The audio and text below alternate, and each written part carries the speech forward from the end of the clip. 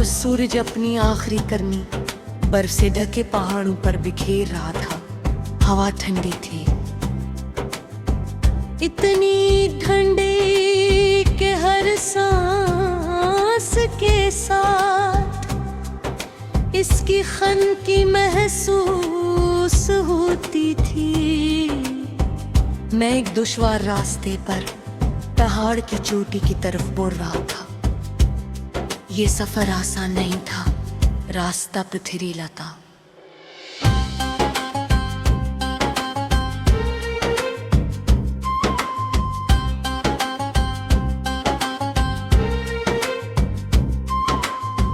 कभी चढ़ाई बहुत तेज हो जाती और कभी रास्ता इतना तंग हो जाता कि एहतियात से कदम रखना पड़ता। लेकिन मेरे दिल में एक अजीब जज्बा था, क्योंकि चोटी पर एक चिराग मेरा इंतजार कर रहा था। लोग कहते थे कि ये चिराग बहुत पुराना है, इतना पुराना कि किसी को याद नहीं वो पहली बार कब जलाया गया था। और सबसे हैरान किन बात ये थी कि वो कभी बुझा नहीं। तूफान आए, बर्फबारी हुई, शदीद बारिश हुई थी, मगर वो चिराग हमेशा रोशन रहा। मैं इसी राज को जानने के लिए इस सफर पर निकला था। काफी देर चलने के बाद मैं एक मोड़ पर पहुंचा। वहाँ एक बूढ़ा मुसाफिर बैठा था, इसके चेहरे पर उम्र के आसार थे, मगर आँखों में अजीब सी चमक थी।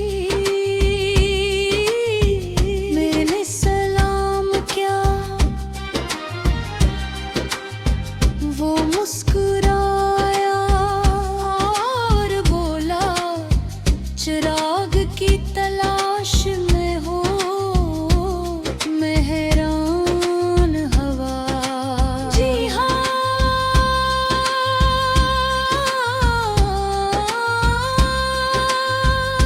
वो हल्का सा हंसा और बोला, हर कोई चिराग की तलाश में होता है, फर्क सिर्फ इतना है कि कुछ लोग इसे पहाड़ों में ढूंढते हैं और कुछ अपने दिल में। इसकी बात मेरे जहन में रह गई, मगर मैं आगे बढ़ गया। शाम अब रात में बदल रही थी, आसमान पर सितारे नमूदार होने लगे थे। चांद भी आस्ता आस्ता बादलों के पीछे से निकल रहा था। मैं चोटी पे करीब पहुंच गया। वहाँ एक छोटा सा पत्थरों का कमरा था और इसके दरमियान वाकई एक चिराग जल रहा था। इसकी लो बेहद बड़ी मही चिराग रहते गस्तूर पर बहुत रोशन महसूस हो रही थी।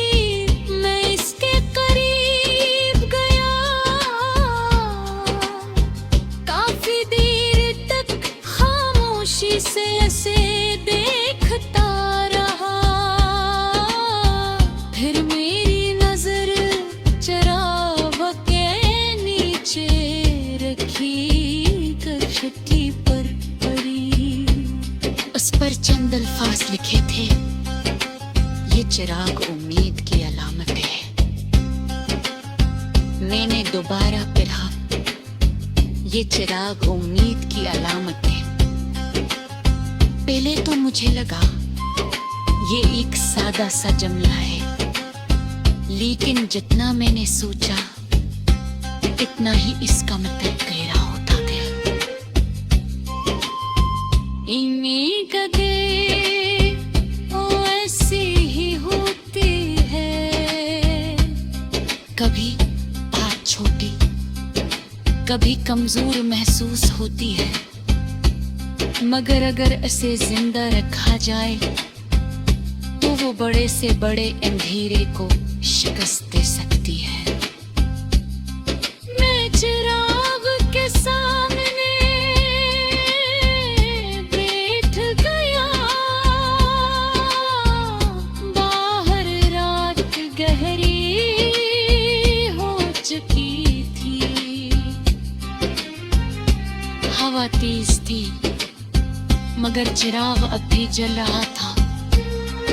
मुझे अपनी जिंदगी के वो दिन याद आए जब सब कुछ मुश्किल बनता था, जब रास्ते बांध महसूस होते थे, जब ख्वाब दूर दिखाई देते थे।